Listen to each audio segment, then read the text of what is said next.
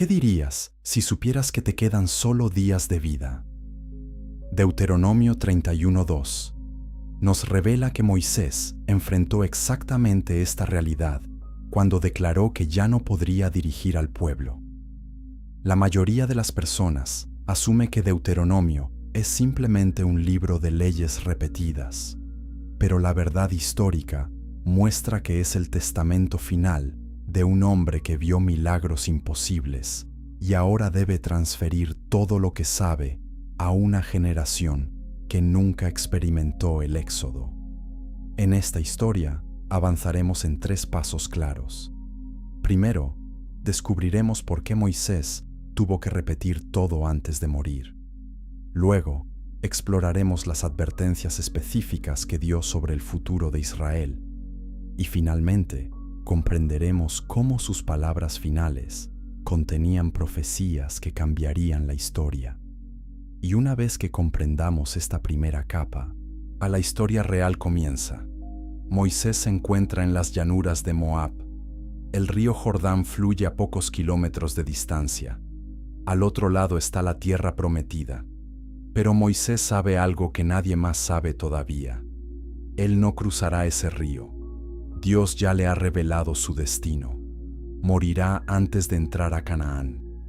Esta realidad transforma cada palabra que pronuncia en algo urgente y precioso. Durante 40 años, Moisés guió a los israelitas a través del desierto. Vio una generación completa morir por su desobediencia. Ahora enfrenta a sus hijos, una nueva generación que creció escuchando historias, pero nunca vivió los eventos. Estos jóvenes no vieron las plagas en Egipto. No cruzaron el Mar Rojo con sus propios pies. No estuvieron presentes cuando el monte Sinaí tembló con la presencia de Dios. Moisés comienza recordándoles su historia. Describe el momento cuando dejaron el monte Horeb. Menciona cómo los espías trajeron noticias que aterrorizaron al pueblo. Recuerda la rebelión que costó 40 años en el desierto. Cada detalle sirve un propósito. Los jóvenes deben aprender de los errores de sus padres. La historia no es solo información, es advertencia. El profeta explica cómo Dios estuvo presente en cada paso del camino. Cuando lucharon contra enemigos poderosos, Dios peleó por ellos. Cuando necesitaron agua en el desierto, Dios proveyó. Cuando el hambre amenazó con destruirlos, apareció el maná cada mañana. Ninguna de estas cosas sucedió por casualidad. Cada provisión fue un acto deliberado de gracia divina. Pero Moisés no solo cuenta historias de victoria, también recuerda los momentos de fracaso. Habla del becerro de oro y la idolatría que casi destruye la nación. Menciona las quejas constantes y la falta de fe. Describe cómo una generación completa fue prohibida de entrar a la tierra prometida debido a su incredulidad. Estas memorias dolorosas contienen lecciones vitales. El líder moribundo establece algo crítico desde el principio. La obediencia no es opcional. Es la diferencia entre vida y muerte, entre bendición y maldición, entre éxito y fracaso total. Deuteronomio 4:1 registra sus palabras directas sobre escuchar los estatutos y juicios que él está enseñando. La supervivencia de Israel depende completamente de seguir estos mandamientos. Moisés advierte específicamente contra añadir o quitar algo de los mandamientos de Dios. Las escrituras deben permanecer puras y completas. Cualquier alteración invita al desastre. El pueblo debe transmitir estas leyes exactamente como las recibió. Cada palabra importa. Cada mandamiento tiene un propósito divino. Luego viene una advertencia perturbadora. Moisés predice que el pueblo eventualmente se olvidará de Dios. Harán ídolos y se volverán a dioses falsos. Esta traición resultará en exilio y sufrimiento. Pero incluso en medio del juicio, Dios no abandonará completamente a su pueblo. Si se arrepienten y regresan a Él, encontrarán misericordia. El profeta recuerda al pueblo que son únicos entre todas las naciones. Ningún otro pueblo ha escuchado la voz de Dios hablando desde el fuego. Ninguna otra nación ha visto los milagros que Israel presenció en Egipto. Esta singularidad trae privilegio, pero también responsabilidad. Israel debe vivir de manera diferente porque conoce al único Dios verdadero. Moisés establece ciudades de refugio al este del Jordán. Estas ciudades protegerán a personas que accidentalmente matan a alguien. La justicia debe equilibrarse con misericordia. Incluso en asuntos de vida y muerte, Dios diseña sistemas que reflejan su carácter compasivo. El discurso inicial de Moisés prepara el escenario para todo lo que sigue. Él no está simplemente repasando información antigua. Está estableciendo fundamentos para la supervivencia de una nación. Cada palabra fue cuidadosamente elegida.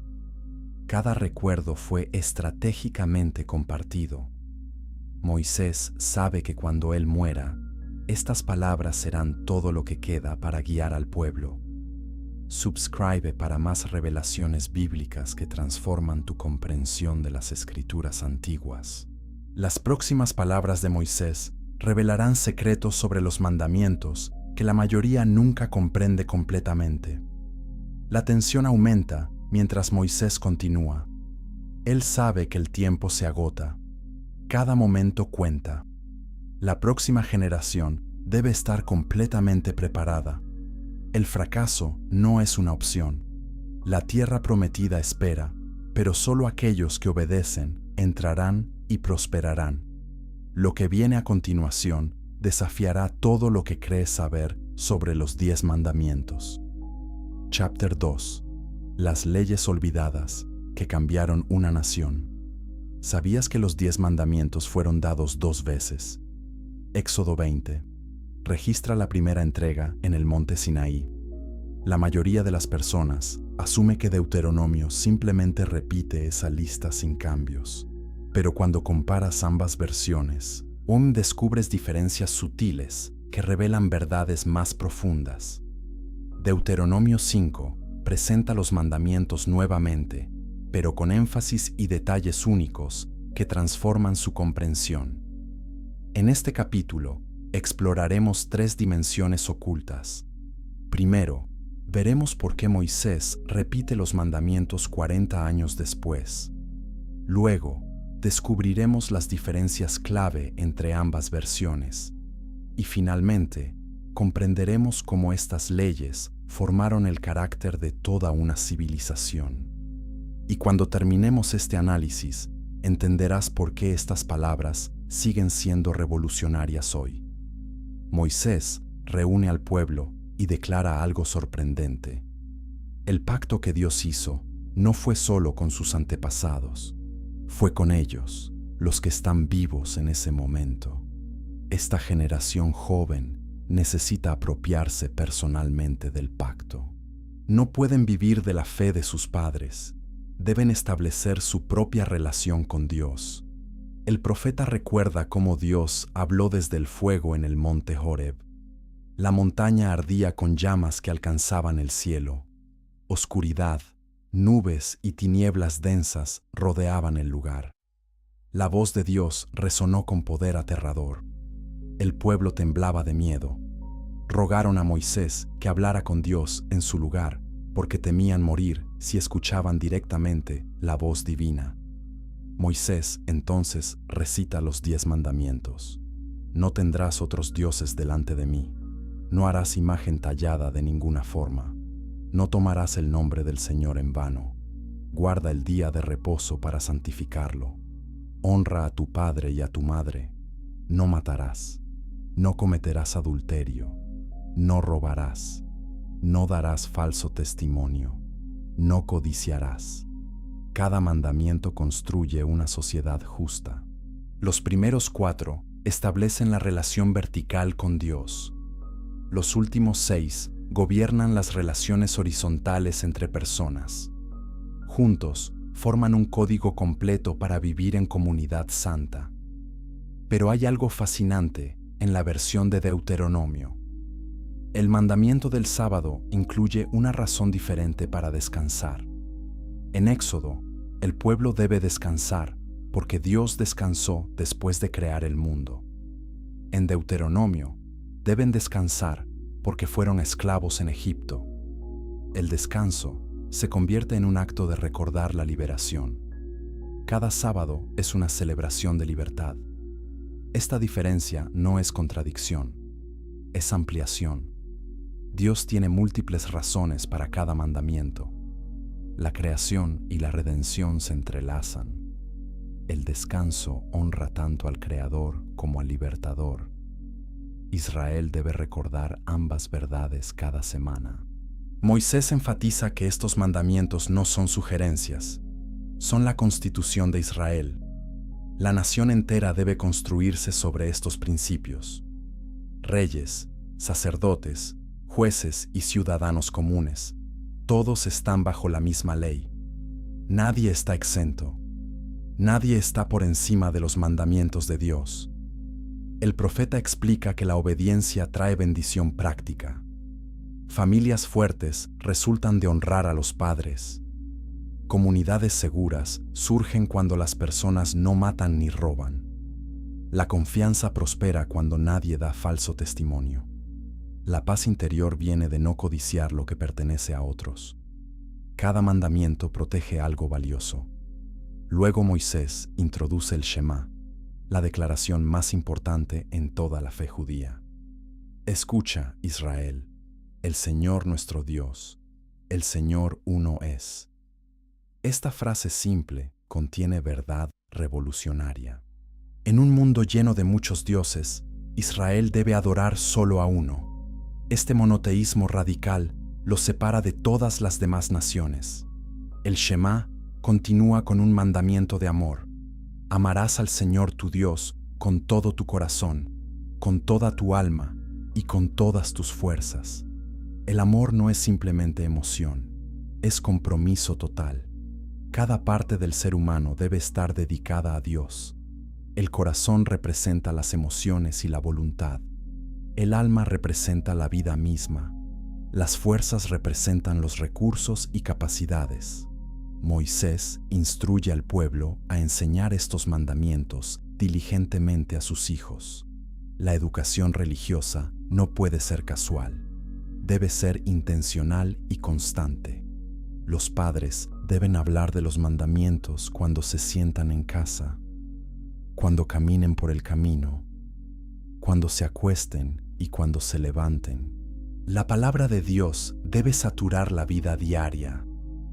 El profeta ordena escribir los mandamientos en los postes de las casas y en las puertas.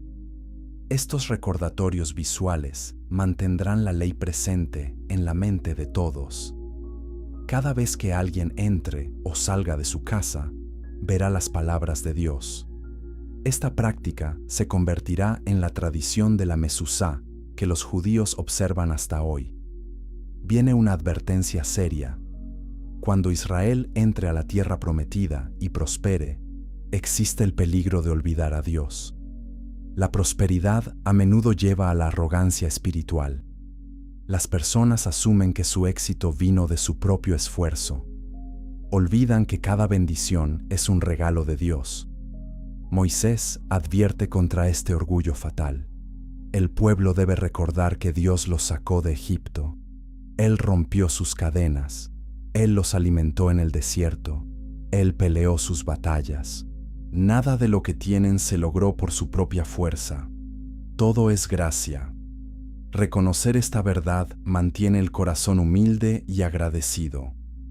Like este contenido si estas revelaciones están transformando tu comprensión de la ley bíblica.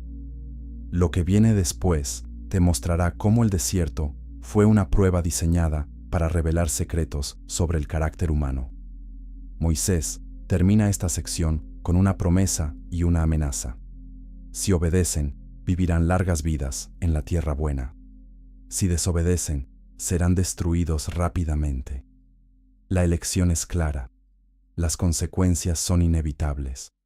Israel debe decidir qué camino tomará, y esa decisión determinará su destino por generaciones. Pero antes de entrar a la tierra, deben comprender las lecciones ocultas del desierto. Capítulo 3. El misterio del desierto y sus lecciones ocultas. ¿Por qué Dios llevó a Israel a través del desierto durante 40 años? Deuteronomio 8:2 revela que el propósito era probarlos y conocer lo que había en sus corazones. La mayoría de las personas asume que el desierto fue simplemente castigo por rebelión, pero los eruditos reconocen que fue también una escuela de formación espiritual. Dios usó la dureza del desierto para enseñar dependencia, humildad y fe. En esta sección descubriremos 3 verdades transformadoras. Primero, exploraremos cómo el hambre y la sed revelaron el verdadero carácter de Israel. Luego, veremos cómo el maná enseñó lecciones sobre prioridades espirituales.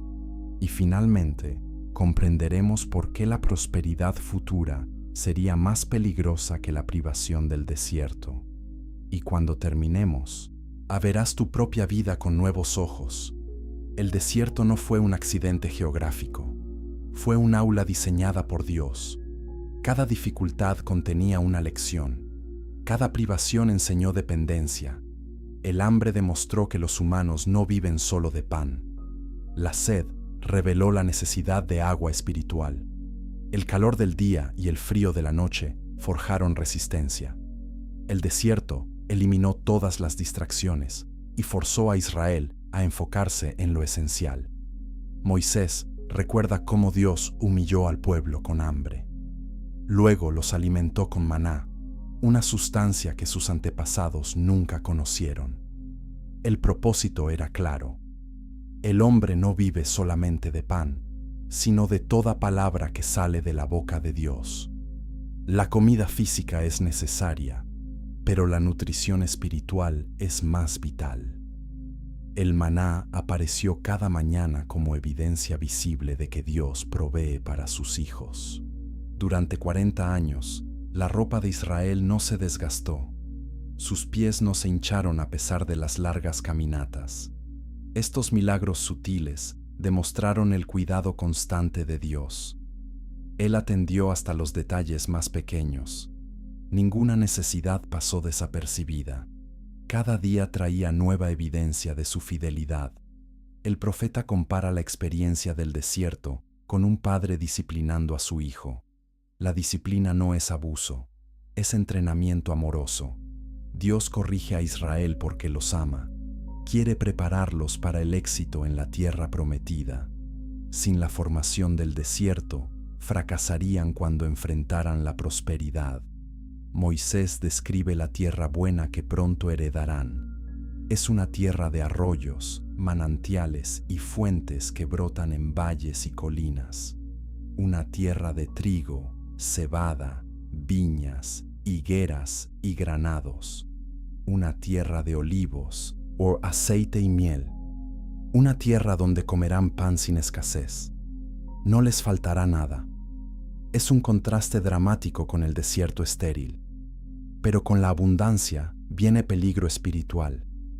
Cuando construyan casas hermosas y vivan en ellas, cuando sus rebaños y manadas se multipliquen, cuando su plata y oro aumenten, entonces sus corazones pueden llenarse de orgullo. Pueden olvidar al Señor que los sacó de Egipto. Pueden pensar que su propia fuerza y poder produjeron toda esta riqueza. Aquí está la advertencia central. El mayor peligro para Israel no es la pobreza, es la prosperidad. En el desierto, su dependencia de Dios era obvia. Cada día necesitaban maná. Cada paso requería guía divina. Pero en una tierra fértil con abundancia, es fácil volverse autosuficiente. Es fácil olvidar que cada bendición viene de la mano de Dios. Moisés recuerda los momentos oscuros del desierto, el lugar con serpientes venenosas y escorpiones, la tierra sedienta sin agua. Dios sacó agua de la roca dura, alimentó al pueblo con maná. Cada provisión milagrosa tenía un propósito. El propósito era hacer bien al pueblo al final. Las dificultades temporales produjeron beneficios eternos. El profeta advierte solemnemente contra el orgullo. Si Israel dice en su corazón que su propio poder y fuerza obtuvieron toda esta riqueza, se destruirán. Deben recordar que es Dios quien da el poder para hacer riquezas. Él establece su pacto prometido a sus antepasados. Todo éxito fluye de la bendición divina. Luego viene una amenaza clara. Si Israel olvida al Señor y sigue a otros dioses, perecerán. Serán destruidos como las naciones que Dios destruye delante de ellos. La desobediencia trae consecuencias inevitables. Ningún privilegio especial los protegerá si se rebelan. Moisés confronta cualquier pensamiento de superioridad moral. Israel no está entrando a la tierra prometida debido a su justicia o rectitud. Entran debido a la maldad de las naciones que viven allí. Y porque Dios cumple su promesa hecha a Abraham, Isaac y Jacob. La gracia, no el mérito, es la razón de su bendición. El profeta recuerda un evento vergonzoso. Mientras Moisés estaba en la montaña recibiendo las tablas de piedra, el pueblo hizo un becerro de oro. Se corrompieron rápidamente y se desviaron del camino. Dios quería destruirlos completamente. Solo la intercesión de Moisés salvó a la nación. Este recuerdo humillante demuestra que Israel ha sido rebelde desde el principio. Comenta abajo tu interpretación de por qué Dios usa el sufrimiento para formar carácter. Las siguientes revelaciones expondrán las leyes sobre falsos profetas que la mayoría nunca estudia en profundidad. Moisés quebró las primeras tablas de piedra en su ira por el becerro de oro. Luego Dios escribió los mandamientos nuevamente en nuevas tablas. Esta segunda oportunidad demuestra la paciencia divina. Incluso después de rebelión grave, Dios ofrece restauración. Pero la restauración requiere arrepentimiento genuino. Israel debe reconocer su pecado y volver a Dios con todo el corazón. Lo que viene después revelará cómo protegerse contra engañadores religiosos que amenazan destruir la fe. Chapter 4. La advertencia contra los falsos profetas. ¿Cómo identificas a un falso profeta?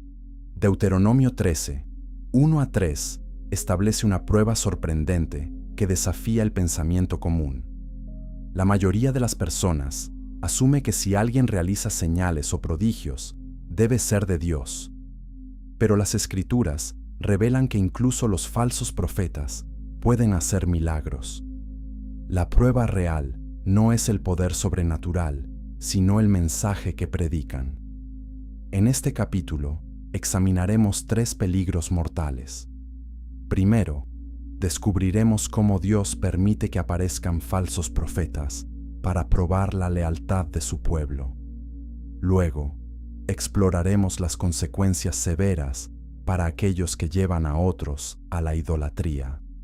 Y finalmente, comprenderemos por qué la verdad doctrinal es más importante que las experiencias sobrenaturales. Y una vez que dominemos estos principios, estaremos protegidos contra el engaño espiritual.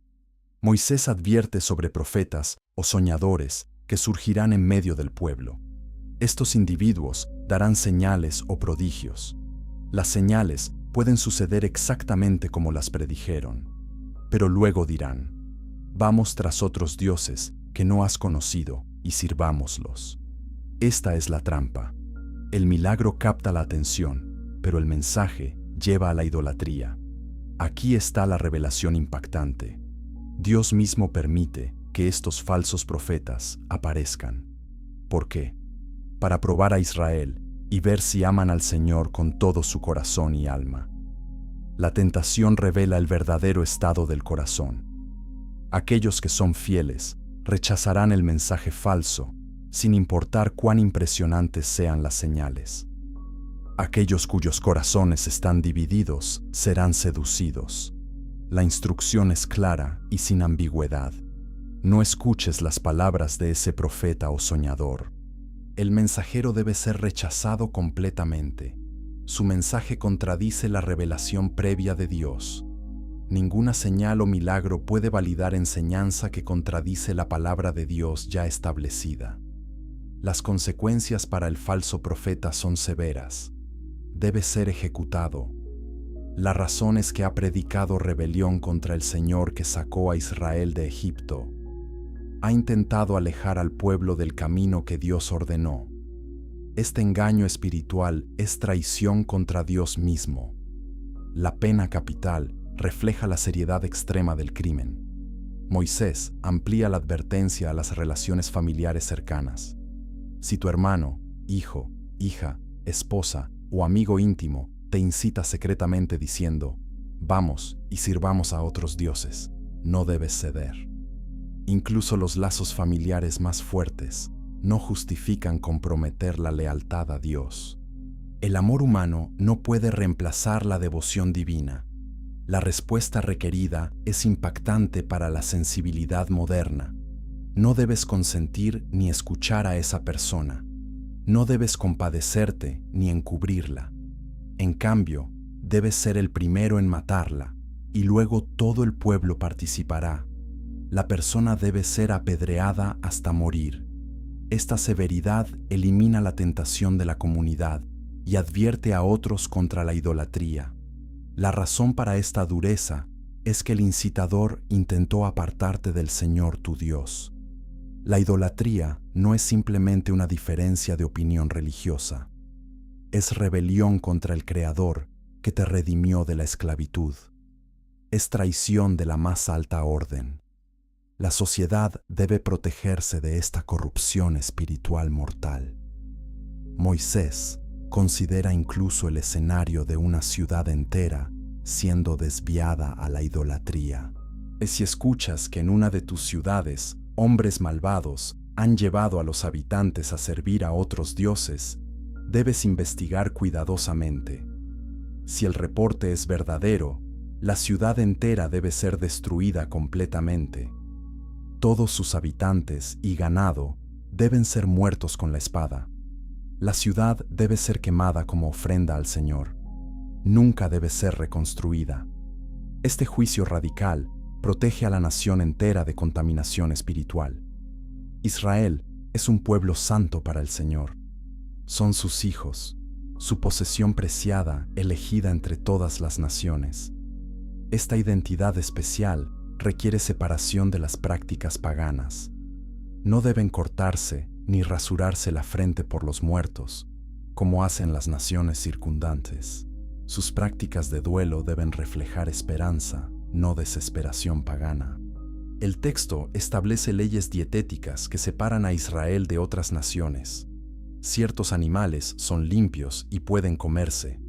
Otros son inmundos y están prohibidos. Estas distinciones no son arbitrarias. Enseñan discernimiento y obediencia en asuntos aparentemente ordinarios. La santidad no es solo sobre grandes decisiones morales. Se extiende a las elecciones diarias sobre comida y bebida. Moisés explica que estas leyes refuerzan la identidad de Israel. Son diferentes porque su Dios es diferente. Su estilo de vida debe reflejar el carácter del Dios que sirven. Cada acto de obediencia en asuntos pequeños fortalece el compromiso con verdades mayores. Cada rechazo de prácticas paganas reafirma la devoción al único Dios verdadero. Comparte esto con otros creyentes que necesitan comprender estas advertencias proféticas. Lo que viene después revelará un sistema económico tan radical que transformó la estructura social completa de Israel. El patrón es consistente a través de todas estas leyes. Dios separa a su pueblo de las naciones circundantes. Esta separación no es orgullo, es protección.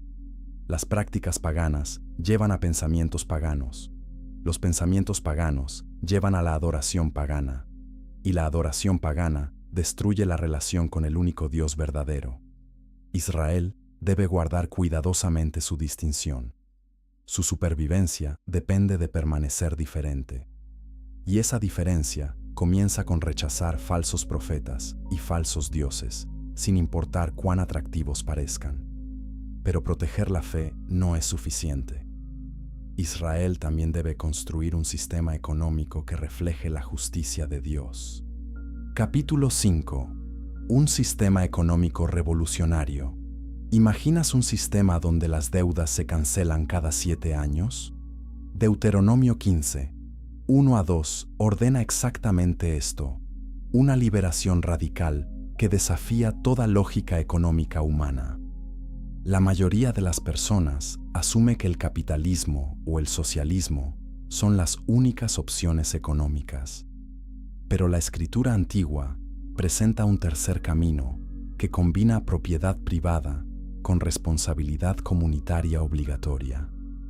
En esta sección exploraremos 3 elementos revolucionarios.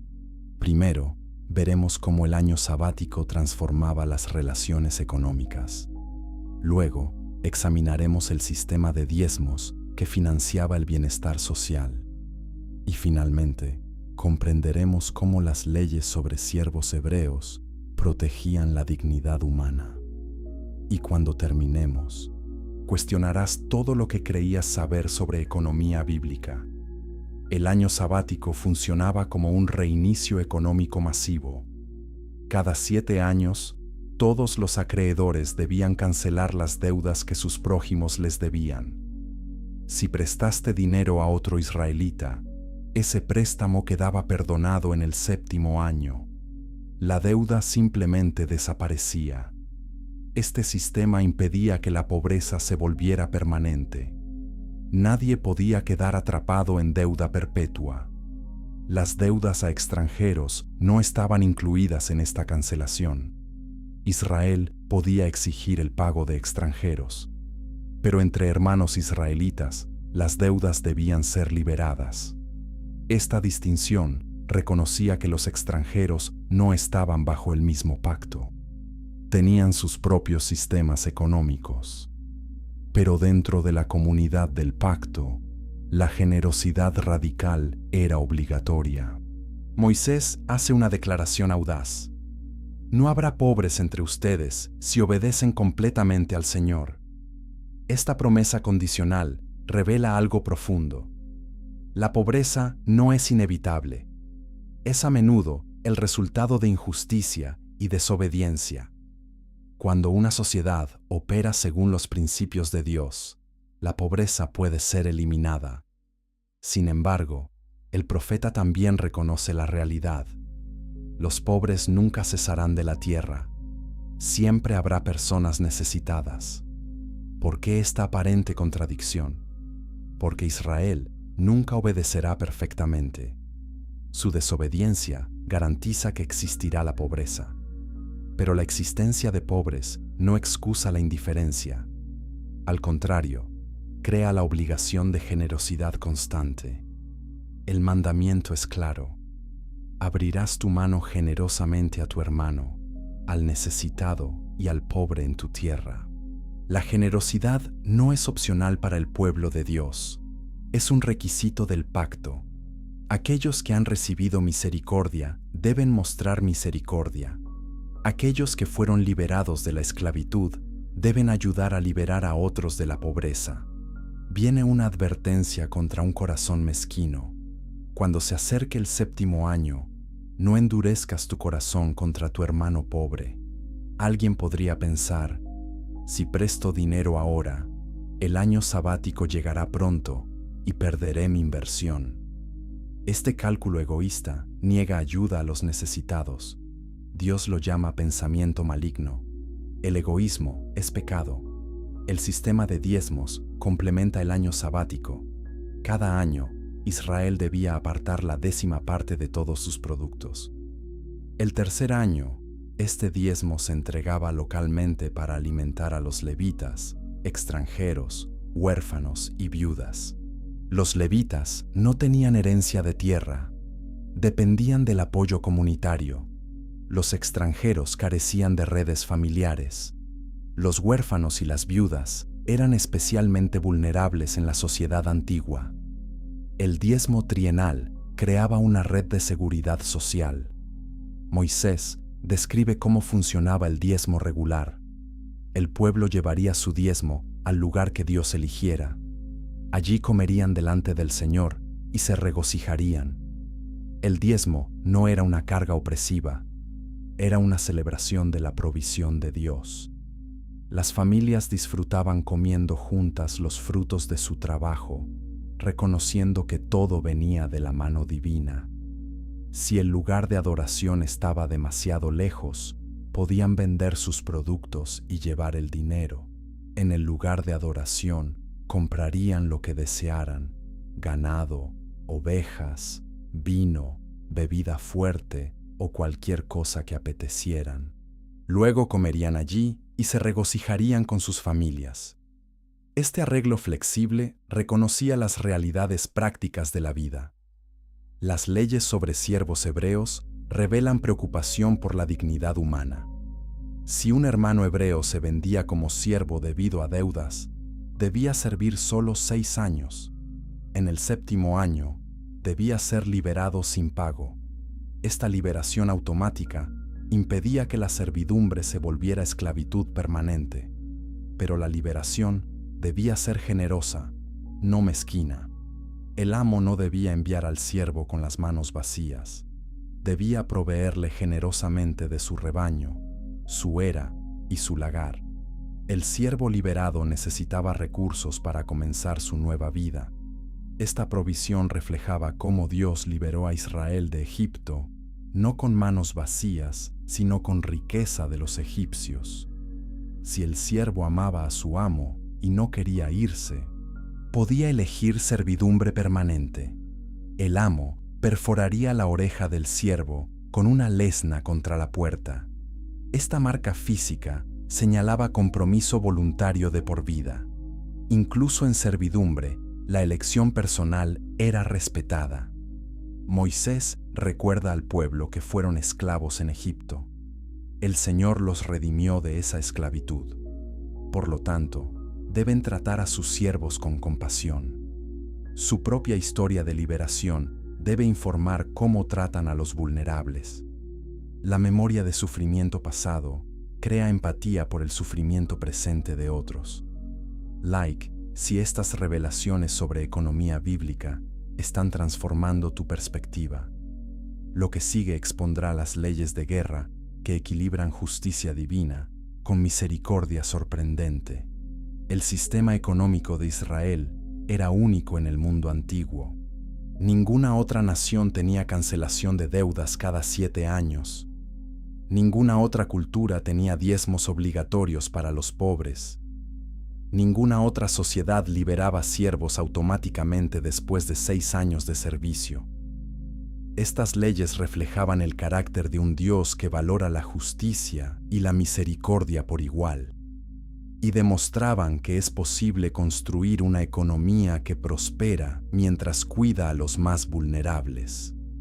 Pero la prueba real vendría cuando Israel enfrentara enemigos poderosos en batalla. Chapter 6. Justicia, guerra y misericordia. ¿Puede la guerra ser moral?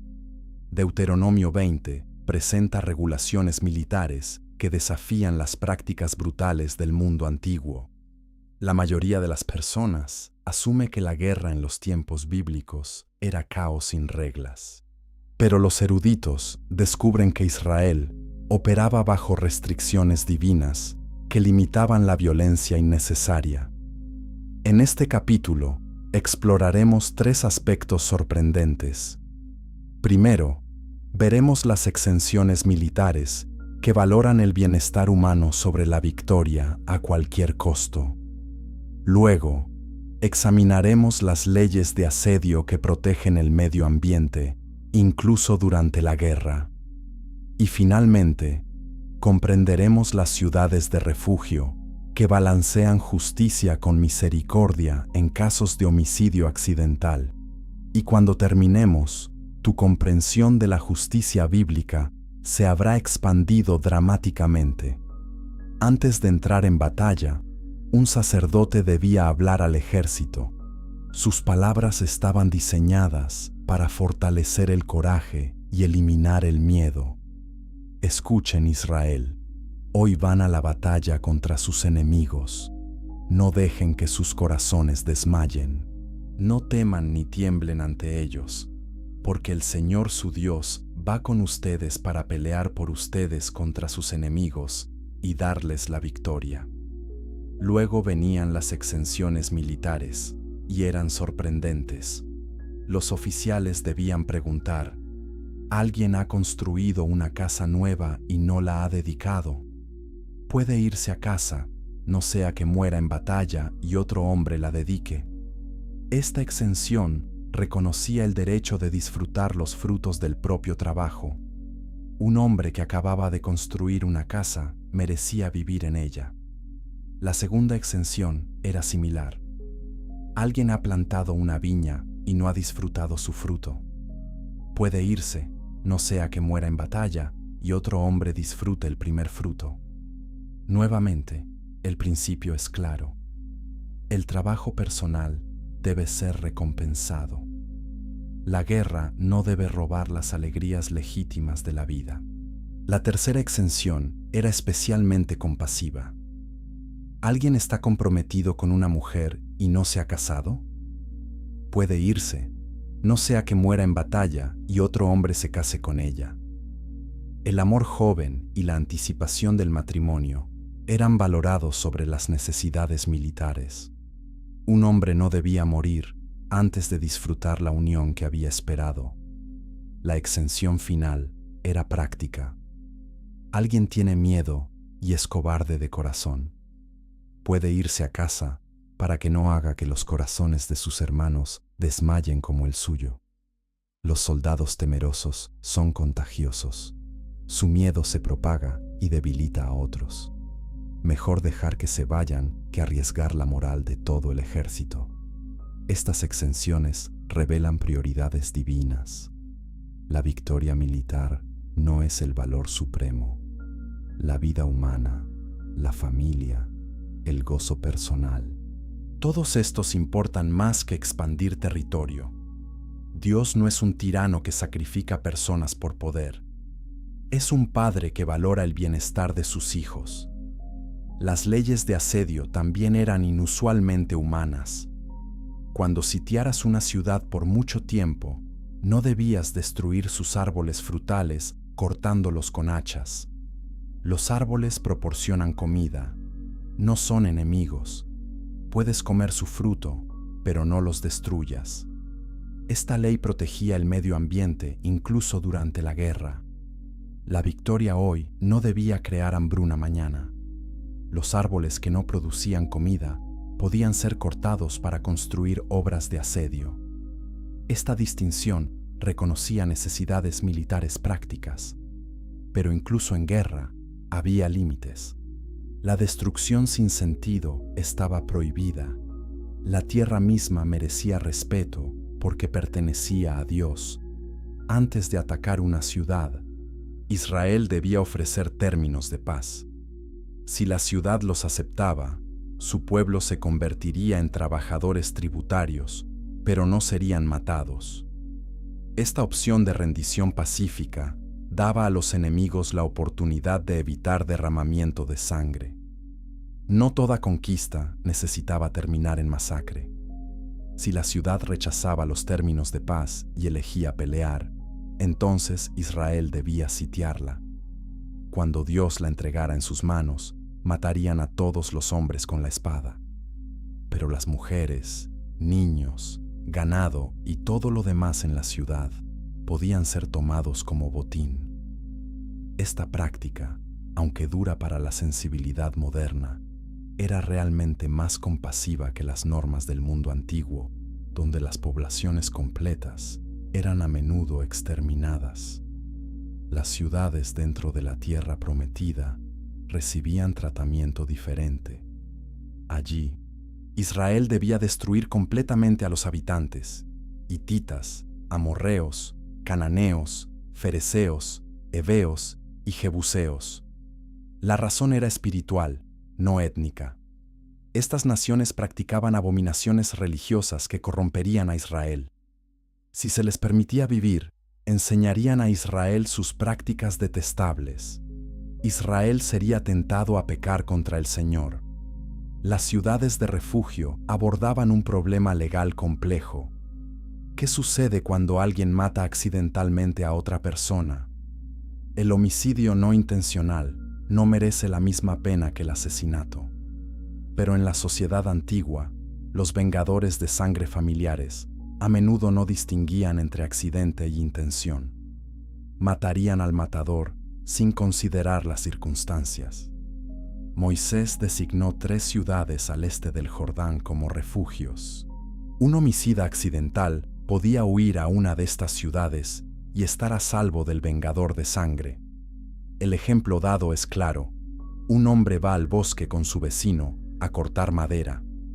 Mientras balancea el hacha, la cabeza se suelta del mango y golpea a su vecino, matándolo.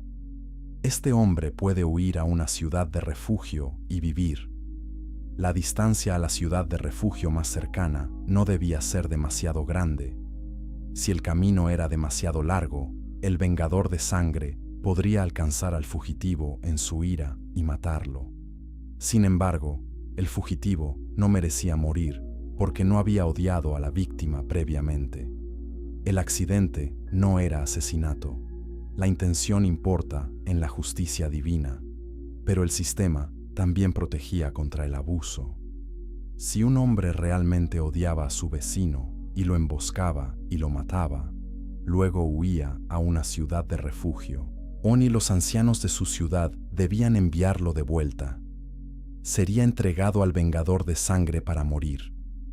No debía haber piedad para el asesino intencional. La sangre inocente no debía contaminar la tierra.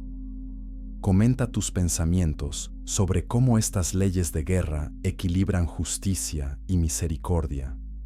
Lo que viene después revelará leyes familiares que desafían las normas culturales de todas las épocas. Estas leyes sobre guerra y justicia revelan un principio constante. Dios valora tanto la justicia como la misericordia. El castigo debe ajustarse al crimen. Los inocentes deben ser protegidos. Incluso en guerra hay límites morales. Incluso al enfrentar enemigos, debe haber compasión cuando sea posible.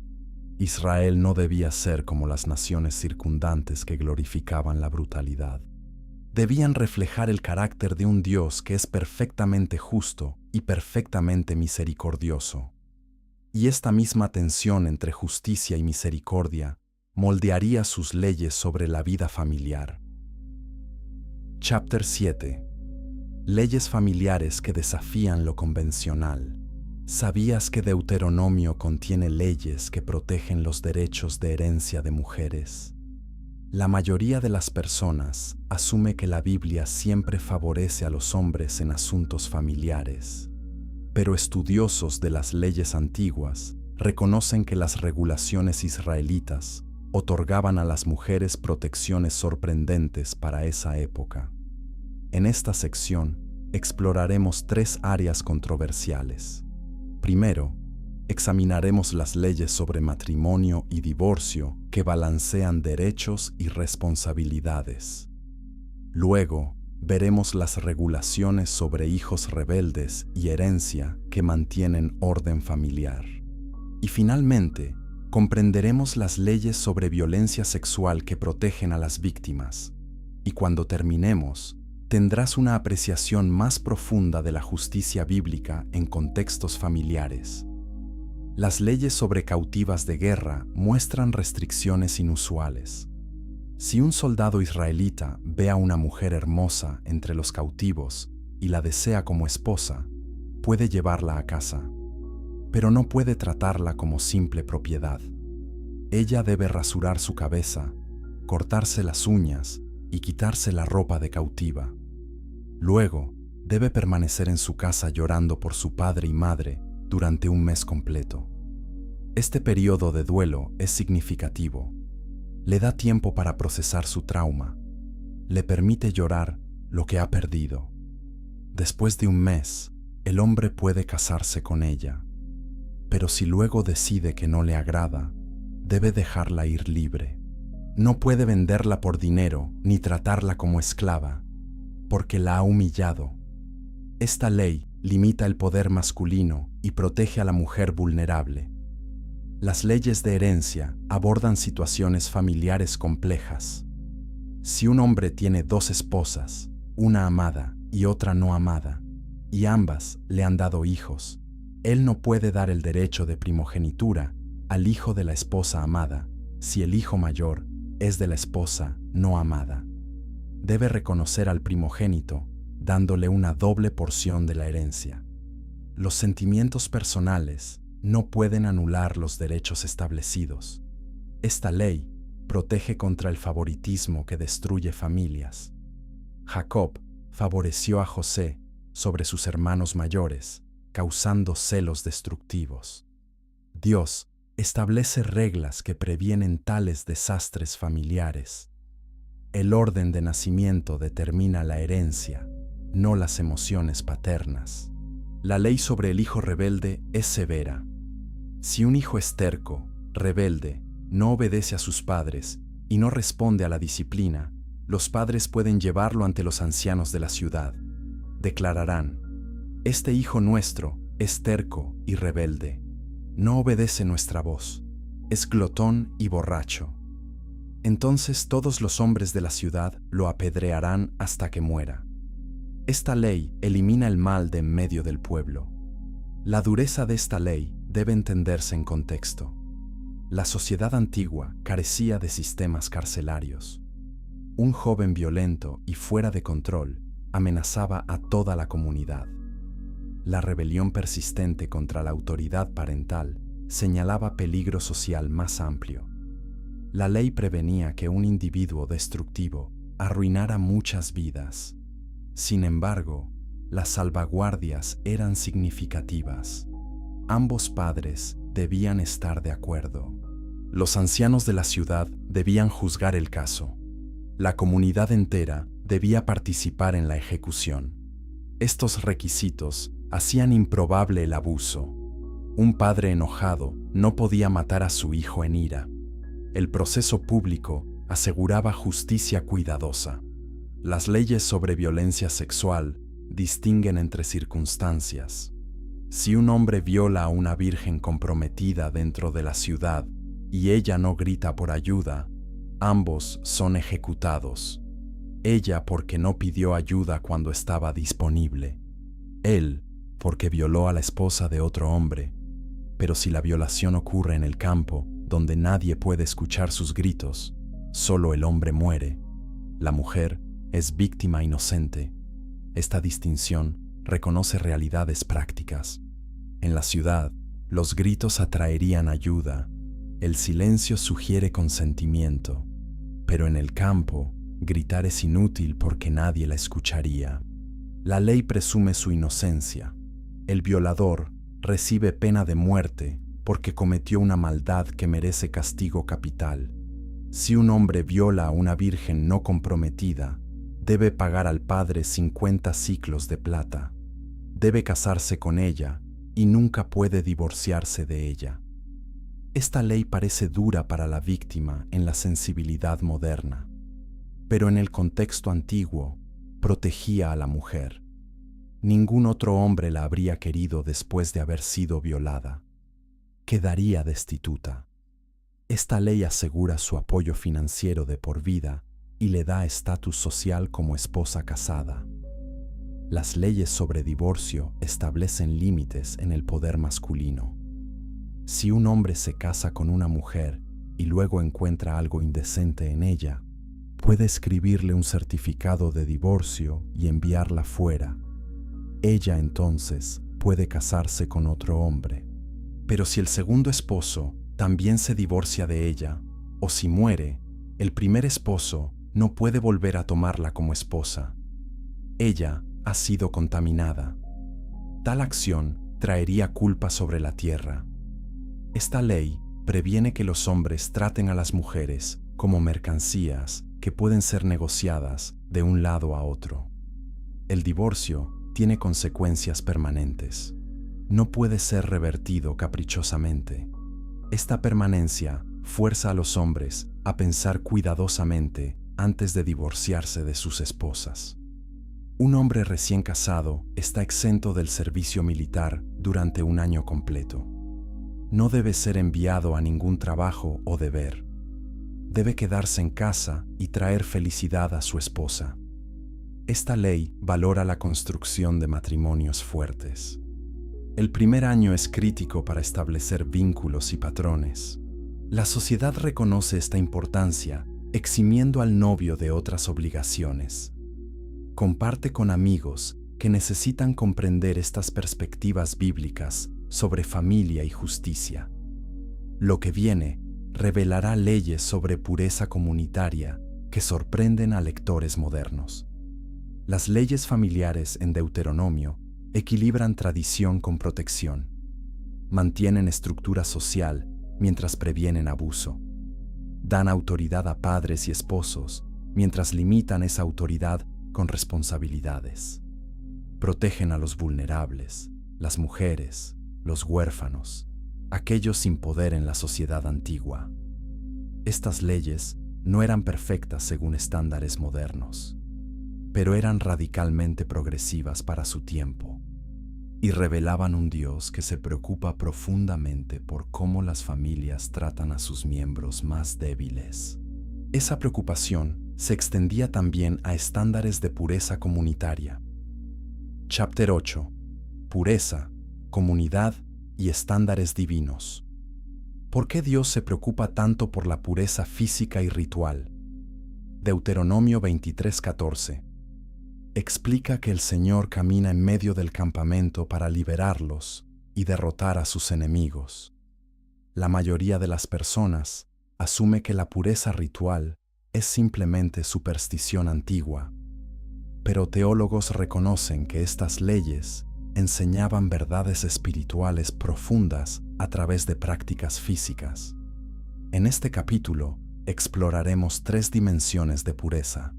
Primero, veremos las exclusiones de la asamblea que mantenían la santidad comunitaria. Luego, examinaremos las leyes sobre higiene del campamento militar. Y finalmente, comprenderemos las regulaciones sobre esclavos fugitivos, préstamos e integridad comercial. Y cuando terminemos, verás conexiones entre santidad externa e interna. Ciertas personas estaban excluidas de la asamblea del Señor. Un hombre emasculado por aplastamiento o corte no podía entrar. Esta exclusión parece dura, pero reflejaba la importancia de la procreación en el pacto. Israel debía multiplicarse y llenar la tierra. La fertilidad era bendición divina. La condición que impedía la procreación simbolizaba algo contrario al diseño de Dios. Ningún hijo de unión prohibida podía entrar en la asamblea, ni hasta la 10ª generación. Esta restricción desalentaba relaciones sexuales ilícitas. Las consecuencias afectaban no solo al individuo, sino a sus descendientes. La pureza sexual no era asunto privado. Afectaba a toda la comunidad durante generaciones. Los amonitas y moabitas estaban excluidos de la asamblea para siempre. La razón era histórica. No recibieron a Israel con pan y agua cuando venían de Egipto. Además, contrataron a Balaam para maldecir a Israel. Este rechazo inicial creó enemistad permanente. Sin embargo, los edomitas y egipcios recibían mejor trato.